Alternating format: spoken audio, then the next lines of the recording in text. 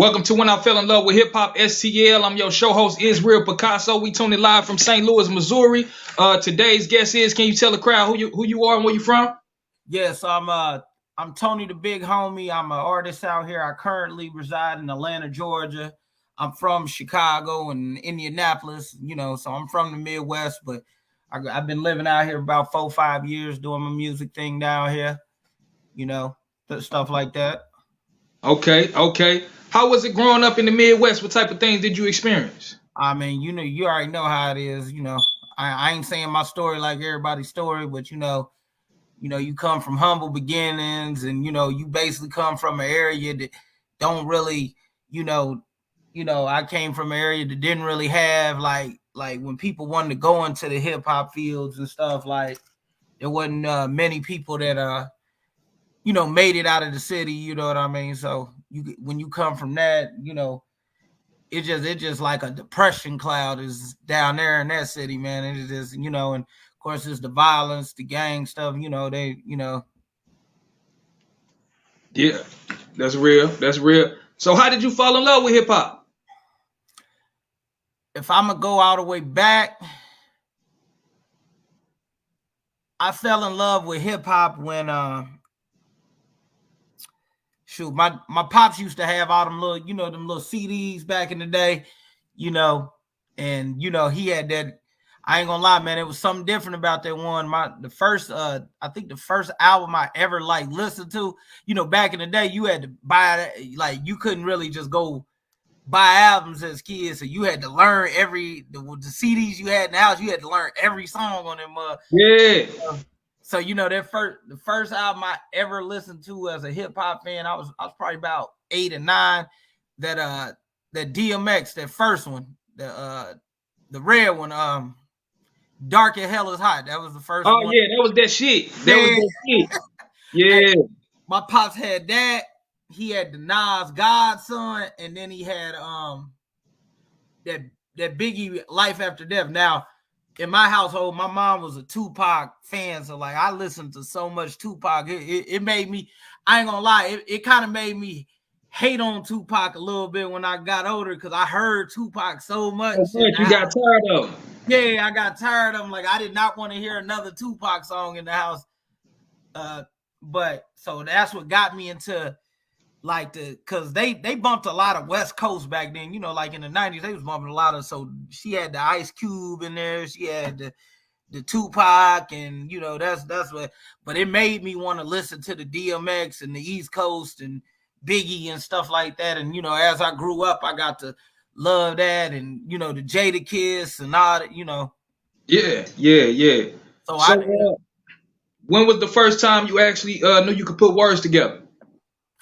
Man, I ain't gonna lie, that came later, because DMX was just my favorite rapper. Like when I was young, I just liked how he didn't give a fuck and da. But the first time I actually felt like I could actually put pens to pad, that first Game CD came out, and that motherfucker was so fire, boy. You just got to rapping. You was rapping over the nigga, rapping over. Yeah. So once I figured out, because instrumentals weren't, this about when MySpace and shit was coming out. Like it wasn't really no YouTube and stuff popular. So you just had to, you was gonna write your rhymes and stuff. Like when you had to battle at school, you had to put in CDs and kind of blur them out. And so I was sitting there rapping to the Game album, the How We Do, the Hate It or Love It, and then get to 50, start trying to rap over his stuff. And then I ain't gonna lie, and at first you be just imitating they flows and cadences, but then you start putting your own life into it and putting your own lyrics into it, and eventually, man, shoot, that's what got me a rapper. So DMX was my first love for hip hop, like how because back then the rappers was like superheroes. You thought you couldn't be that. Then when Game album came out, I felt like if he can do this shit, I can do this. He ain't saying nothing really too, you know what I mean? So then, so it just made me start putting pens to pad. And then Wayne came out and killed shit with all the mixtapes. So it made me Squad Ups and all of that. So the Squad Up and all that shit came out, and then You can't forget and then Dipset had You Want to Be a Fly Nigga. Every nigga wanted to be a Dipset nigga. So on me. so Cam Yeah, so Moogie Boogie. I spit Luffy's like the shit. yeah, like, yeah. It just start getting more easier the more I start picking up on flows and stuff and patterns and shit. Yeah, then you start getting it, then you start just writing it, and then after Cam and them came out, that's when all the instrumentals start being on YouTube. So then you could download the instrumentals. You get on LimeWire, download the instrumentals, and and I just been rapping, trying to perfect my craft from there. And I really jumped into the engineering side of stuff first. Like when I first got started, I really didn't even rap. I didn't at first, like I would rap, like rap just for my friends and try to battle, but I didn't try laying down songs till like later on. Okay. Because I always felt like the rapper, like the biggest story I kept hearing from most of the rappers, most of them was broke. You know what I mean? Yeah. So I'm gonna be the nigga to record them niggas. I ain't about to, you know what I mean? So I early I was buying studio equipment. I was like 15 with studio equipment. Every nigga tried to come to my house and record, and and that's how I was getting around and and then finally I just said, let me put words to this shit and you know what I mean? And then and as I got older, my taste in music changed because the pattern shit. You know how it is when you. The one thing I could say about Midwest, I'm glad that drill rap and all that came out because Midwest starting to get their own flavor. Yeah. Because we used to just copy whatever was out. Like on me. The only thing we did was we rap fast and did harmonies, but other than that, like Twister music sound like West Coast niggas music. Then he went through a period he sound like down south. Kanye West just sound like New York dude. He went over there with the Jay-Z sound. And like we never really had our own sound till, you know what I mean? Yeah. So that's what I ain't gonna lie, Nelly had his own sound. He did put it. He did his own thing. He was one of the only ones. I ain't gonna lie, Nelly and the St. Louis, like you knew they sound. Yeah. From everybody else, you know what I mean? But he kind of had a down south country sound too, though. But he knew what he was doing. He knew how to make them people love. For real. He definitely got the city hot, for real. Yeah, so he definitely, I don't think he gets the credit he deserves on that. You know what I mean? I feel like he don't, people like. Yeah, we definitely gonna give Nelly his flowers. He definitely deserves it. Because he went 9 times platinum twice, and I remember that. Yeah. That was before Get Rich, all that came out. He was really, if you really want to think about it, man, Nelly was the first one to kind of do that sing-songy flow, and then after he went 9 million, I seen 50 of them start doing it. Yeah, a lot of people copied after Nelly. Yeah, like there was a few. If you listen to the 50 million, he like what we know about country. He kept mentioning Nelly because he knew he was jocking the flag, man.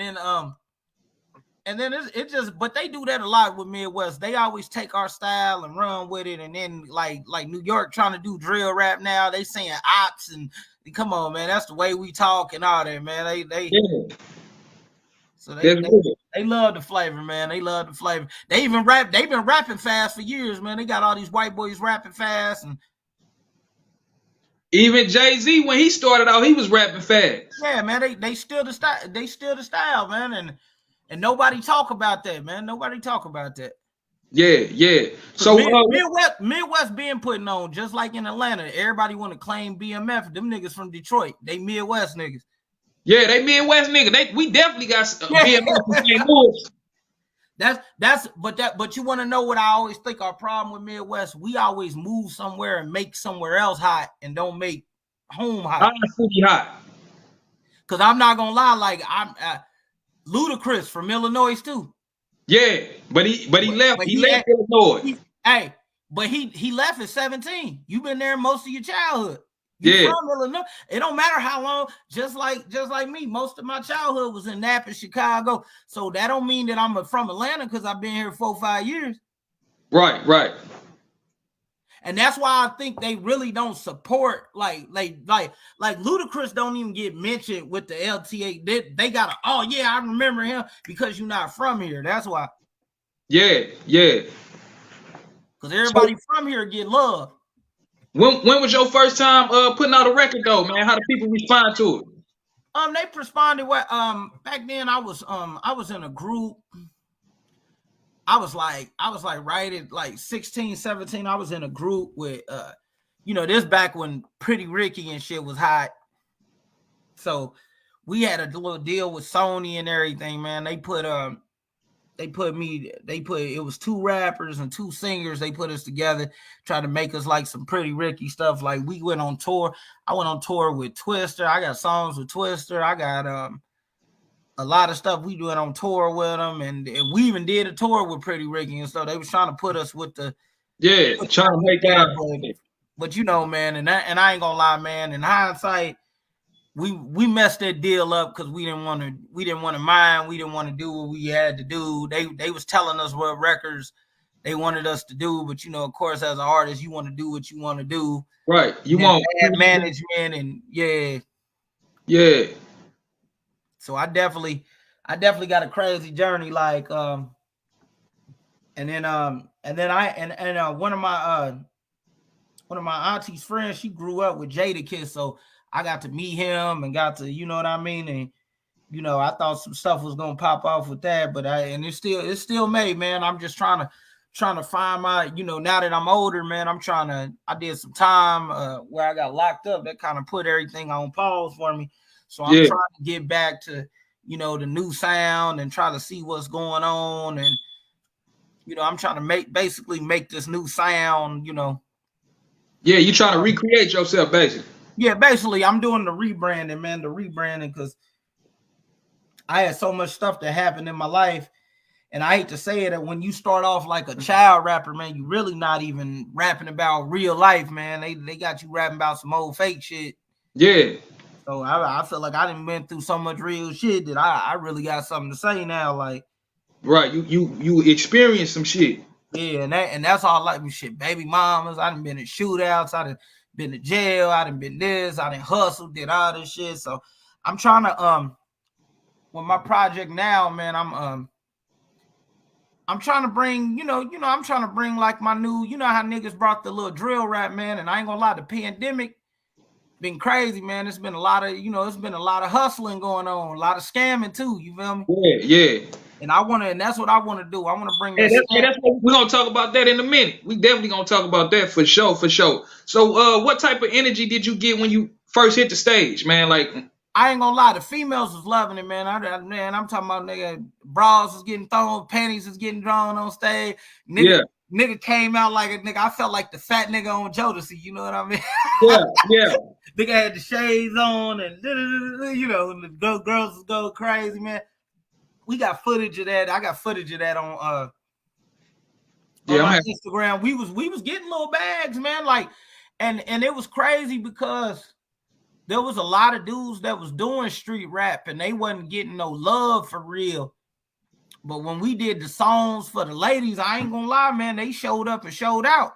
Yeah, that's who gonna buy the records. Yeah, and that's what they was trying to get us to realize back then. But we was getting mad about this shit. Like, nah, man, I ain't no lovey-dovey ass motherfucker, man. I ain't trying to do them rap, but them records is like they buy the record. And they were, man. We was selling CDs at every show, like.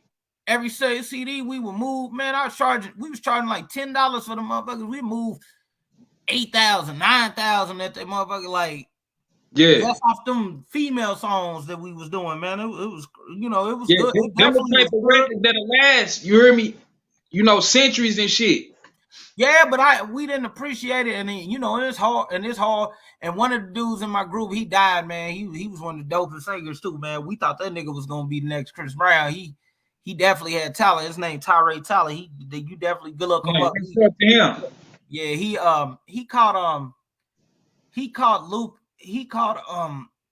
He had sickle cell, so he got real sick, started getting real sick, and then the other dude in my group, he just fell on hard times, tried to rob somebody and they killed him. So damn. It just Yeah, I ain't gonna lie, man. And then the one dude, one dude that the other dude in the group, he do real estate and stuff now. And shoot, I was locked up and I got out, and I'm the only one really kind of still pursuing the music. But I was the youngest one, so you know, they probably just felt like, you know, it was over with because they was already in their 20s and stuff. And I had to sit in the car till it was time for me to perform because, you know, the club wasn't letting kids in there.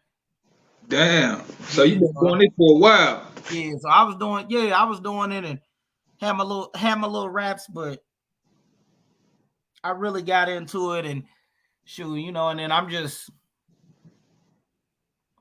doing that, man, and I'm trying to do, man. I basically I'm trying to, with this new music and this new wave I'm trying to do, I'm trying to make niggas feel like the way Jeezy made niggas feel back in 06. You feel me? Yeah, that was a vibe. That was a time to be alive. And I ain't gonna lie, people knock them like I ain't gonna lie. When I seen that verses, I mean, you know, everybody like Gucci, man, but I always been a Jeezy nigga. Jeezy was my first introduction. Hey, me too, though. Me too. A lot of motherfuckers. Jeezy told the man, "What's up?" Yeah, that's what I'm saying, man. Like he and then you gotta remember BMF was in there, so you know, Detroit was like a second home. And then I ain't gonna lie, that was my first time, like really.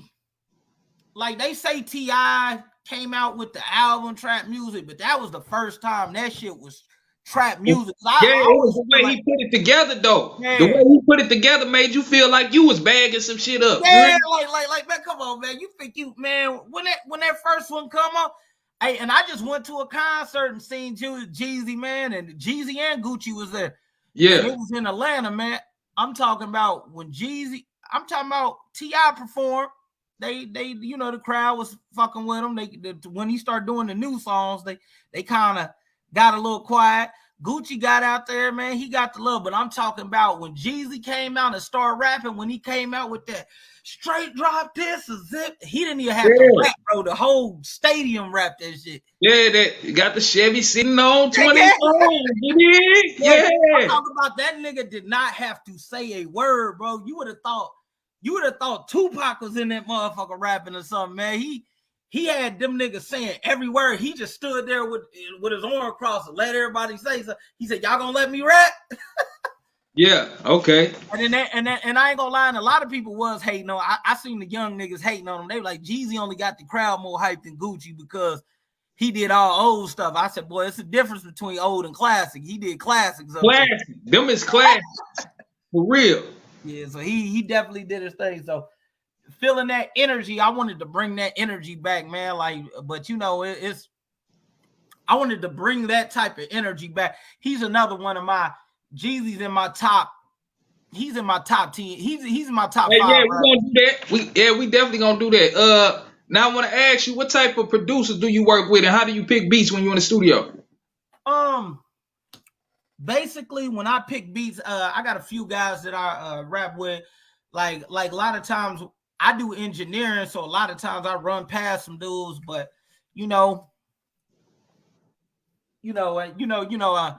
I be talking in my music. I be talking about my previous life. So so sometimes when I was out here getting it, I would hear little beats, and sometimes I'd be in the. I used to. Like if somebody gives me like a hard like it'd be certain little, I'm not gonna lie, this is how I feel. When it comes to songs, I really don't like, because when I rap, I try to have a strong rapping voice. I really don't like if I hear something that already it gotta set a mood for me, like I gotta be like, when I hear the beat, I gotta already start freestyling. Like if I don't think of my hook first, because this is how I always think. I think of the hook first, and then I just punch in the verses. You feel me? Yeah. So I'll just come up with snap, and then and I just like real. And I always was a fan of like real hard trap. Like I never liked the softer sounding stuff, you know what I mean? If I'm gonna kick my shit, it gotta be that dark gothic music, you know what I mean? I don't want that Lemon in the chains and the V cut type. No, I need that. Yeah. I need that doom, that Memphis sound shit. I need that 3-6 Mafia who run this type shit. Yeah, the gutter shit. Yeah.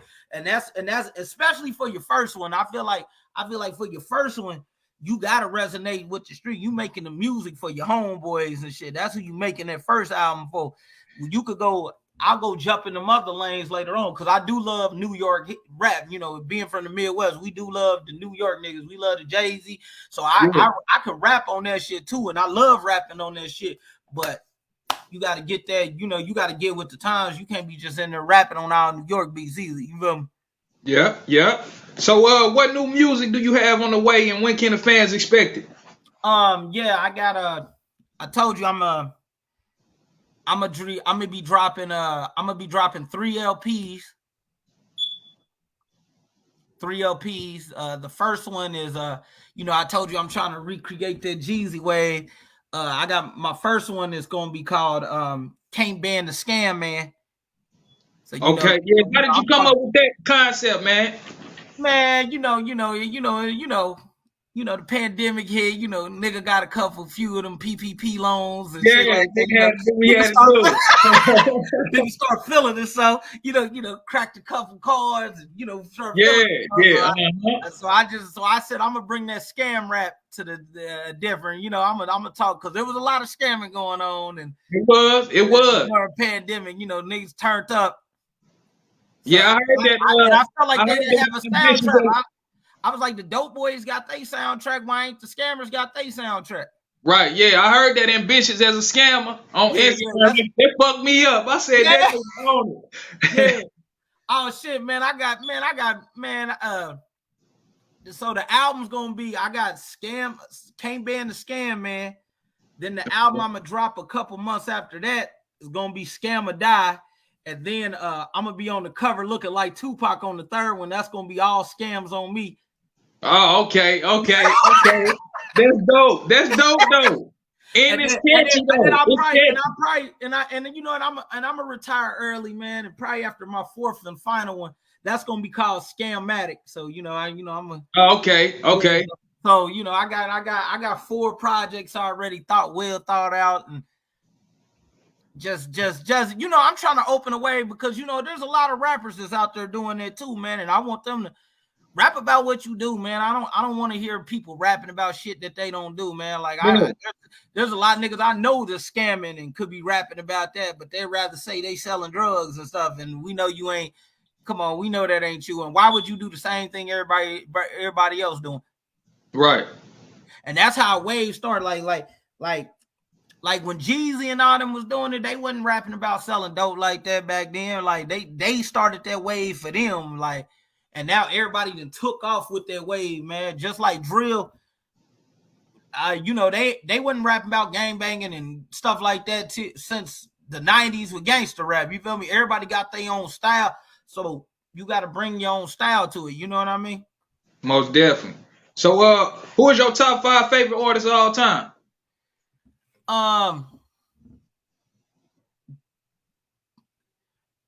Okay, hold on. Oh, 2 and I forgot to mention. I'm gonna do a mixtape where I'm redoing all the old R&B songs. Okay. That's gonna be cold too. That's gonna be called Anthony Scamilton. Oh hell no. That nigga silly. Yeah. So I'm gonna be redoing the just the classic joints. Hey, shit like that catch on though. You hear me? But the reason why I'm doing it, bro, I really seen it. Like at first I was joking about the shit, but niggas was telling me, bro, this shit really going in. Like, and you really talking. So I was like, you know what? I'm gonna keep that shit going. Like I'm gonna keep, you know what I mean? So it really like, I got on that I'm gonna get on like a few, the Michael Jackson beats, you know what I'm saying? Just the old schools R&B out there, I wanna scam with you. Yeah. Just do a little fuck around shit on that motherfucker. Like, and then I was doing little shit like that, and then I was like, damn, But like I just want people to just talk about what they really do, man, and they real lives and stuff, and hopefully I could start a lane, because I see them trying to peek in my little lane, but they ain't did it, because I seen Migos dropped a song called Cryptocurrency, and a lot of people don't know what they talking about, but I knew what they was talking about. So they was trying to speak in code, but they ain't go in depth the way people really, this world, bro. This world, I'm trying to be the Jay-Z of scam rap, you know what I mean? Type shit. That's what I'm telling you. I'm trying to, and I'm starting my label Bitcoin Boys, you know what I mean? That's gonna be, and then I'm selling the Scam Gang t-shirts, the Can't Ban the Scam Man t-shirts, and the Scam Gang shit, and I'm just trying to, You already got that in the works, the merch. Yeah, I got prototypes of it yet. I just got to get the thing. I'll probably bust a Wells or something to get that going. Yeah. So what we gonna do. So I just want them to, but I just want these dudes to talk about what they really do, and I hope to bring in a new genre of the rap. You know what I mean? Most definitely. That's what I hope too, because they got drill. They go, well, I want them. Let's do the scam rap, man. Why not? Right. So, who's your top five? My top five. Definitely X. Sorry, you are right. Definitely X. My second would be. See, I got a list of all time, and then I got a list right now. Okay. So my top five all time: DMX, Jadakiss. Okay. The Game. And I be wanting to put Jeezy there. Jeezy definitely did a lot. Yeah, I'm gonna go ahead and put him there. See, the only thing about Jeezy, I hate to put them other dudes before him.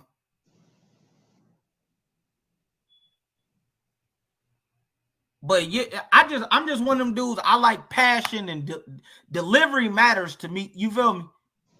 Delivery and content and how the music make me feel dictates how good you are, because a nigga can rap 100 motherfucking syllables at a time and be talking about nothing. Yeah.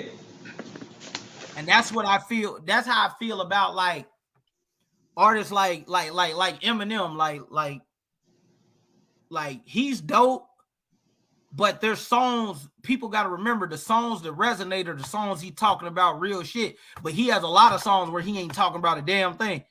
Right. He talking about riding on poodles and decapitating people and just shit that don't make sense. And I feel like that's easy to do, or just random syllables. But when you make music that can hit people, that's what make you lyrical to me. I feel like content matters, because Nas, they claim he's one of the most lyrical. He doesn't say over super big words, but it's just the picture he paints with his content. That's what makes him lyrical. So that's why my lyrical is like it moves around. And when I make my top 10 list, I don't use the people that everybody, like if you want to know somebody's real top 10 list, you got to take out the 5 Mount Rushmore rappers out your list. Okay. And that lets you know what you really like listening to. Yeah. Everybody's going to say Pac. Everybody's going to say Biggie. Everybody's going to say M. Everybody's going to say Jay-Z and Nas. So I say take them out your list and then do your top 10 like that. That's really who you listen to. Right. Because I ain't gonna lie, there's kids that keep saying Illmatic was the best album ever. Nigga, you never listened to Illmatic. How would you know that? Just like how kids be like Michael Jordan, the best basketball player of all time. You never seen Michael play. So how would you know? Right. That's real. They just go along with what other people say, and because you know Michael Jordan because he putting out them shoes every year. I'm here. But y'all never seen him play, so y'all don't, you know what I mean? I even see certain people's stats are just as high. You feel me? But that's why I love DMX, because I seen that. Yeah, you was there. I seen that. I was too young for Pac and Big, so I didn't see that. But I've just seen on my own. I've seen from the videos and stuff. I see them DMX's, Jay-Z, and what's their name? They concerts was bigger than they. Mm-hmm. because but they had to open up the door, like. But the artists that I'm checking right now, man, I like that new Lil Durk. Oh yeah, I fuck with Durk. Shoot, that Mozzie, he go in. Oh yeah, Mozzie. Yeah. Shoot, I like the dude Pooh Shiesty. I like the T Grizzly dude. Yeah. Davies, he do his thing, but he got work on his hooks a little more. To me, man, you gotta just make the music a little different. But it's a few little rappers. But right now, man, really the females been killing shit for real, man. Like the niggas ain't been showing up, man, and it just. But so who you got on the female artists? I ain't gonna lie, Meg the Stallion been putting it down, but I ain't gonna lie, and I like the little Lotto. I like the Lotto. Lotto had about 3 good songs on the little album. My girl was bumping the album, so I heard that mug. So, but I think Megan got I feel like Megan got the most universal like music to me, because I feel like Nicki and all them. I feel like sometimes they music too on the girl side.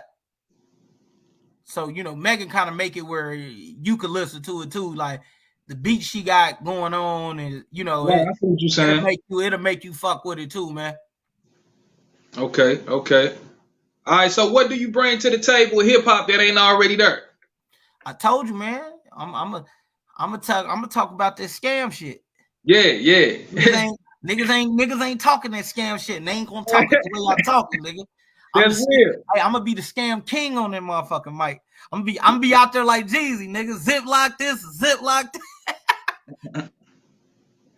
I'm gonna talk about all that card cracking. I'm gonna talk all this shit, man. Busting them plays, man. The people want to hear that, man. They want to hear that real shit, man. Yeah. You hitting the jug, nigga. You hear that shit? You gonna stay independent, or what you want to do? You want to get signed? I'm not gonna lie to you. A lot of rappers say they want to be independent, but the independent artists don't want to be independent, bro. Yeah. And I'm gonna say this. They got us so stuck on this word independent. That's really the way for the labels to cheat you out of them having to do any work, because every artist that tell us to be independent, pay attention to their background. They was signed. They got the fans off of being signed first. Then they want to say go independent. They never really built their shit independent from the ground. Name an independent artist and you go look. They signed with somebody. Yeah.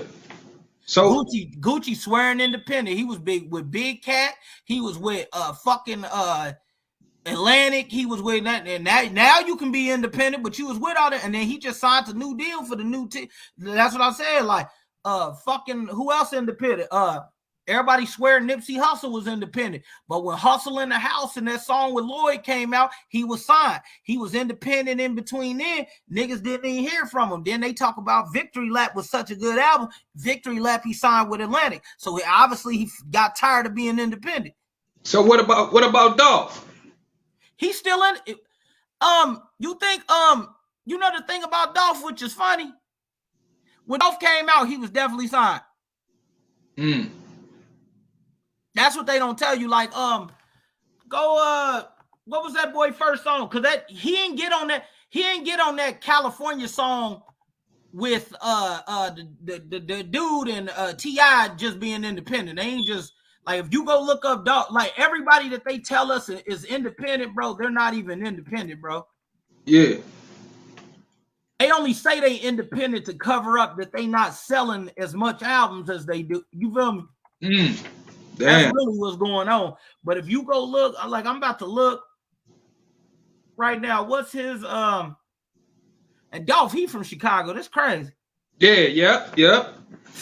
As I said, man, they go somewhere else and make somewhere else hot. I'm here.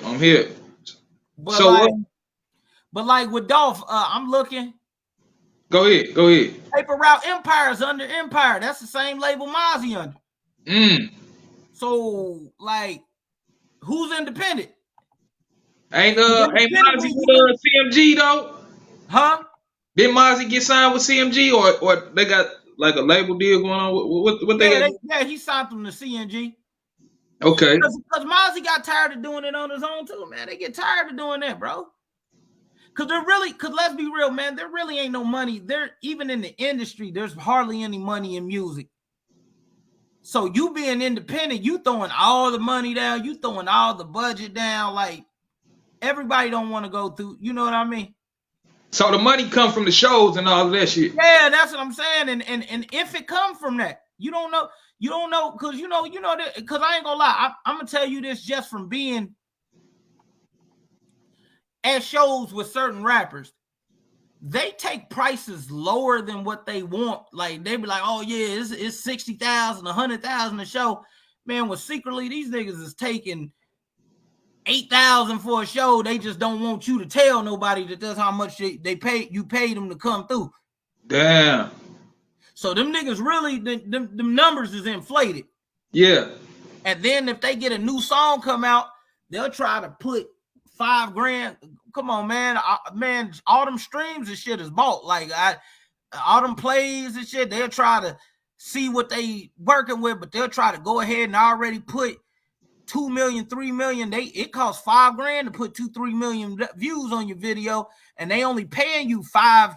You know, every million. They said every I think the YouTube app, they said like you get 5,000 if you get 1 million views. So a nigga that got 2 million views, he not getting that much money. Right. So and then you don't know if the label buying units, buying what, you know what I mean? Yeah, this shit is it seems like it's a program damn near. It is a program, and that's what they do. And that's what they do. Them labels pay them companies to not flag they shit. So then you'll look, cause I ain't gonna lie, I'm gonna break it down for you for real. That Dirk music, I hear that in everybody's car, right? So that show me he got the streets.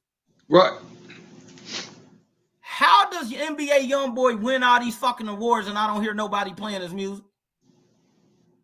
Yeah, that's some industry. I don't even hear I got young cousins and shit. Everybody keeps telling me about all these numbers and shit he's doing, but why isn't he being recognized, man? I think they playing with the nigga numbers. Yeah, they got to be. Because 6ix9ine, they found out he was playing with his numbers. Yeah, this shit crazy. This shit rigged, man. It's like this shit rigged. They start taking his awards back and everything because they found out he was buying all them plays with fake credit cards and stuff. Damn. So that's what killed his career, because people were like, you're a snitch, you're what's the name, but people like, but there's people that listen to him. But when they found out you were faking your plays, they just let that nigga die. Damn. Because now your only claim was people like him. No, people like him. They found out you was buying plays. Oh, people don't like you. Man, that's crazy. And that's what they do. That's what they do, man. And then, man, there's so much. And then I think that's what kills the hip hop game now, man. People see how the meal is cooked now, man. We used to get a fire album and we would love it and da-da-da-da. Man, they telling you who wrote it. They telling you who was the name. Yeah. And that ain't, and I don't think that we was meant to see them celebrities like that. Back in the day, the rappers were super like, you know that Jay-Z song, Can I Get a You? Yeah. Now I found out Ja Rule wrote that whole song. Damn. So ghostwriting been going up. Yeah. And then Irv Gotti said Jay-Z heard that song and wanted it. He said originally it was Ja all the way through the song. And he said, look, if you let me get that song, I'm going to put it on this movie soundtrack and I'll let Ja keep the last verse and we could break Ja as an artist. Damn, that's crazy. So they making deals like that in them rooms, just like Steve Stout. He said Nas only wanted to do like real lyrical hip hop. He said, I'm the one that made him put Lauryn Hill on If I Ruled the World, made him do songs with Hate Me Now with P. Diddy. I made him redo Ether because the first version wasn't good enough. Like, people don't know how much them A&Rs and people like that help. Yeah. They do that. They create. So it's not just everybody just think, and I think that's what's going on with hip hop. Everybody thinks it's just one nigga in the booth by itself writing all these lyrics, and that's not what's going on. Damn, this shit like damn near like made up. This like some WWE shit. Yeah, it is, but it is. It's entertainment. You never get it fucked up. Just like people fall in love with all their love in hip hop, not knowing that nigga, there's cameraman standing in front of them niggas to get them angles, bro. I really was on video shoots where I seen that. You have to film that shit 4 times. So you telling me this motherfucker threw a cup at a motherfucker 4 times and this shit supposed to be real? Damn, that's crazy. And then I know they filmed it 4 times because they got different angles. It ain't like they had 6 cameramen on the motherfucker, or you would see the cameraman in it. Damn, this shit, man, you just woke me up. So you got to think about that. Or I seen behind the scenes of music videos where niggas is in the hood and there's a whole police fleet around this nigga. So only him and his niggas is in the video, but they got police got the section blocked off. So it looked like this nigga in the hood and he is who he is, but he got all this security and police around this motherfucker. Damn. They ain't showing you the outskirt. You feel me? Yeah, that's crazy. Cause you gotta remember, and then come on, man, they be casting for extras and shit. Like when you be seeing them scenes and like Love and Hip Hop where the goddamn people is in restaurants talking, them is all actors in the background. They ain't allowed to film nobody without their permission. Damn. And I only know that because I've been in Atlanta. I see how they shoot this shit. When you like, if they filming in that restaurant, you can't go in that restaurant. They be like, hey man, we're shooting something in here. You're gonna have to, you hear me? Yeah. They'll close the whole restaurant down, like for all that stuff. So all this stuff is made up for real. Man, that's crazy. And I ain't gonna lie, once you start learning how labels work, like I'm gonna be honest with you, it's not even. I'm gonna take a whole different realm. Okay. You know, with the Marvel comics and all the superheroes and shit, right? Yeah. Stan Lee did not come up with Wolverine. Stan Lee did not come up with Daredevil. Stan Lee did not come up with all these niggas. But when he signs them niggas, he takes their characters. Spider-Man is invented by somebody. The nigga that made Spawn is who made Venom. Damn. And he said the reason why he made Spawn is because I drew on Spider-Man and I created this character Venom and created this storyline. Then when I wanted to leave, they said because I was a commissioned writer, I cannot take my characters that I had in Spider-Man with me. That's fucked up. But that's what they do. It's just like the record label. Right. You can't you can leave, but you can't take your music with you. This shit a trap. That's why Pac was saying what he was saying. This shit a big game. You got to learn how to play the game. Yeah, that's what he had to do. And that's what he had to do to get his bones. Because I'm not gonna lie. How old are you? I'm 32. Okay. My mom a little older. My mom is a big hip hop head. My mom was a rapper, did all them shows. She told me how y'all think of Pac is not how Pac was. He said it's kind of like the legend overdoes everything. She said really how it was going. Pac was up and coming. Pac wasn't, he did the movie with Janet Jackson, but that was the biggest thing he had done. He said Juice was really like a hood movie. It wasn't no big movie that was at the movie theater like that. He said, so he was upcoming. He said his if you go look now, that album Tupacalypse Now with Brenda Got a Baby is gold in 2020. Damn. It didn't sell shit when it came out. That's crazy. Pop, Strictly for My Niggas with Keep Your Head Up did not go platinum. I think that it was close. That was gold. It did not go platinum. When he went to jail, the album with Dear Mama Shed So Many Tears, the third one is the first #1 album Pac ever had. And that's because he got shot. He had a rape case. He had a lot of shit going on. He shot them 2 off-duty cops. He had a lot of shit going on behind him. So that was his first #1 album. So it took him 3 albums to be good. Damn, you just dropped some jewels, bro. And that's why he wanted to go to do Death Row. Because my mom even said it. She says Snoop was the bigger rapper. Snoop was the bigger rapper. He was all over the Chronic. He wrote the Chronic. And they said Doggy Style is the biggest debut of any rapper. You go look up that album, it's 9 times platinum. It's almost diamond. Damn. So he was a big deal. That's why Pac wanted to go over there, because Pac is really from New York. I'm here. So he's really from New York. He went over there to Death Row because everybody turned their back on Tupac over there. Right. Because they felt like this. He wasn't a thug for real. They felt like he was trying to portray an image he wasn't. Damn. And the New York niggas knew it. So it's kind of like the nigga getting punked on in high school, and then he try to go to college and try to act like he tough. Yeah, that's crazy. Like it really like, cause I ain't gonna lie, nigga went to art school. Come on, man, you not gonna be that. Who's that well-rounded and that good thinking, and then they go in reverse when they get somewhere else? Because if you think about how he think, like he even said, when I used to act nice and be myself, the girls didn't talk to me, none of that shit. When I start acting like a thug and shit, all the chicks talk to me, da-da-da-da. He said that out of his own mouth. Yeah. So he was putting on an act. And so that's what got him in his situation. Because when you, it's just like a movie.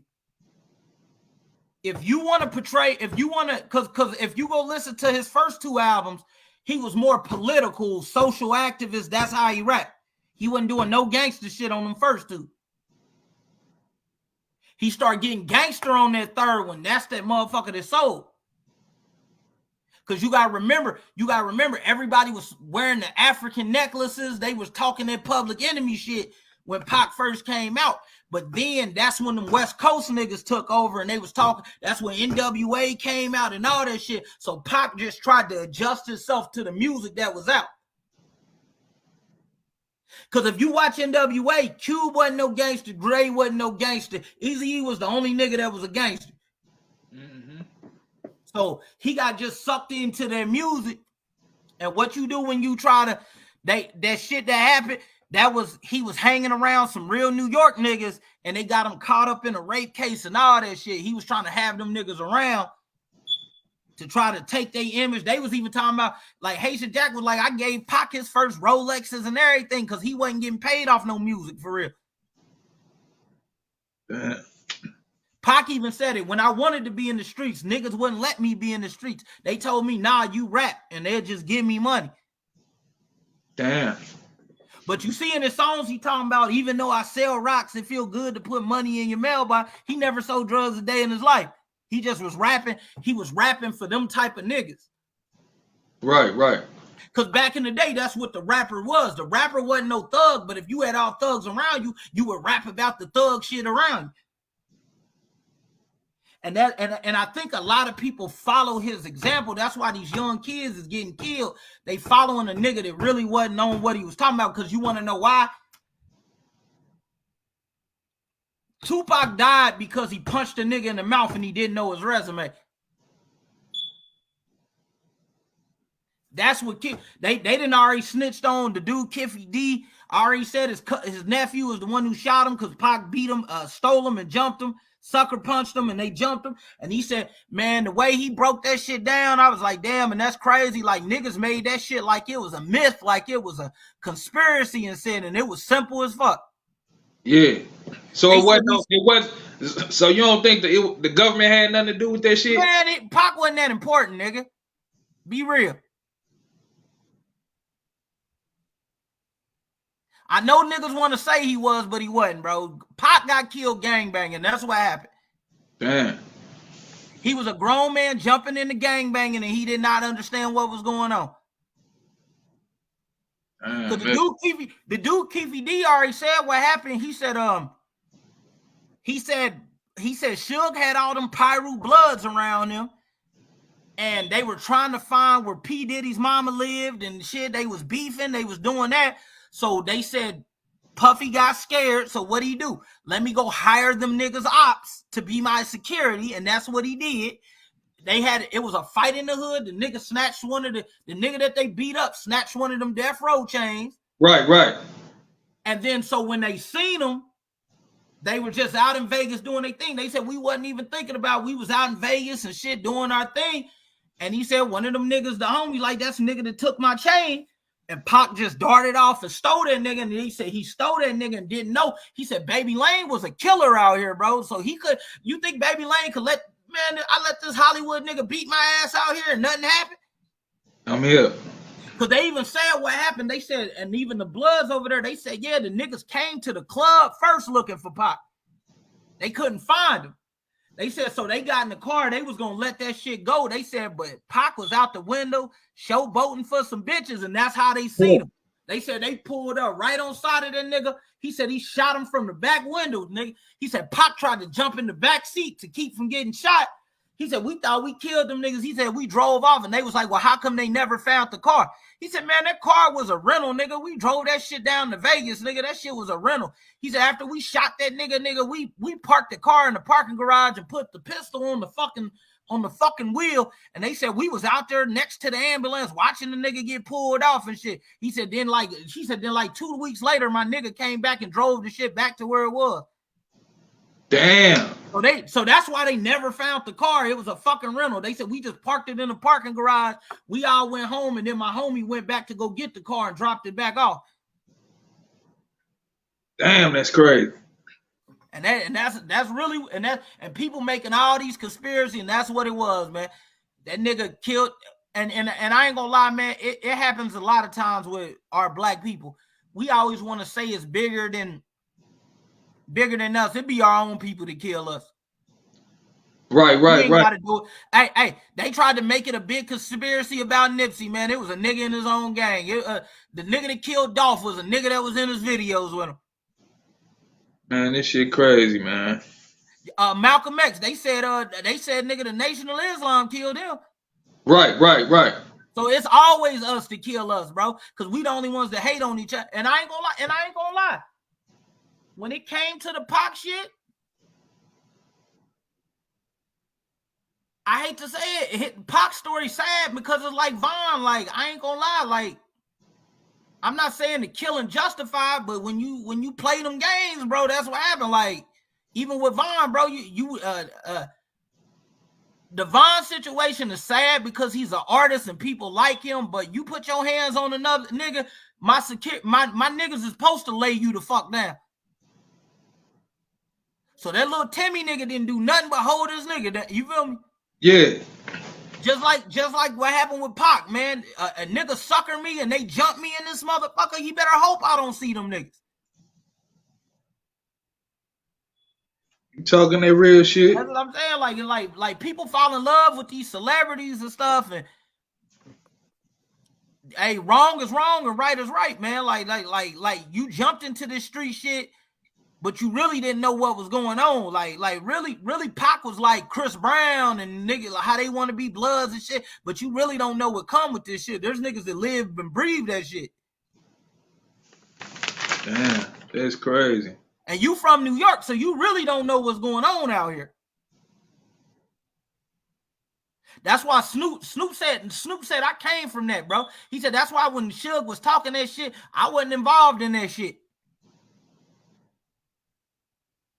Damn, that's crazy. So, what advice can you give to the youth following in your footsteps? Man, just be real to themselves, man, and don't bite off more than you can chew. I feel like this, man. You got the capability to be who you want. If you want to wake up and you want to be a thug nigga this day, and then you want to go to sleep and be a church nigga this day, you can do that. You can do all that, but just know what you biting off when you bite it off, because it's gonna come for you either way. So if you claim you're this person, be ready when niggas gonna test your credentials. That's real. That's like just like me with the scam rap, man. If I say some bullshit and a nigga that really scam, nigga, what if this shit pop off the way I'm watching that, and I say some bullshit in my lyrics, a nigga's gonna talk to me about, nigga, you don't know what the fuck you talking about. That's gonna happen. Cause there's niggas that really do this shit. So you gotta be a nigga to really do this shit if you gonna talk about this shit. That's real. Just like Pimp C said this. He said when I first was rapping about pimping and shit, he said I was real enough to have real niggas around me. They told me I was spitting some bullshit. They said that he said the pimps took me under their wing. You gonna speak for us. You gonna talk. We gonna tell you the real game, man. Because the shit you putting out there ain't no real game. He said they had to pull me from my coattails. Said, man, you're looking a little fraudulent out here, nigga. Let's get you right. Right. And that's all it is, man. You gotta, and I ain't saying niggas gotta check in with niggas. Just tell your story, man. Cause like this, I always feel this. Nobody could tell your story like you, because only you live 24 hours with you every day. You know what I mean? A lot of people don't know who these people are, but just be ready to whatever you stand on, make sure you can stand on that as a grown man. That's real. That's real. And I don't care if you rapping about pimping. I don't care if you talking about hoeing. I don't care if you, because I ain't gonna lie, man. They rap, a lot of bitches is rapping this hoe shit, nigga. There's some real pimps and hoes that probably gonna start G-checking these bitches in a minute about that. People don't like when you faking their life and they know what they talking about. Right. So you gotta, and then there's always gonna be a nigga out here to say that he sold more dope than you, he did more street shit than you. That always gonna come with the game, man. But as long as you true to yourself, you'll never. I feel like this, you'll never fall off because your music gonna be church to you. The only time a nigga don't like his music or something, you spitting some fake shit. So it's always gonna be good to you in your eyes. So I always tell the youngest, be they self. Be what's the name, and just be safe out here, man. And you, man, all that sneak dissing and gang banging shit, if that's not you, do not need to keep putting that out there.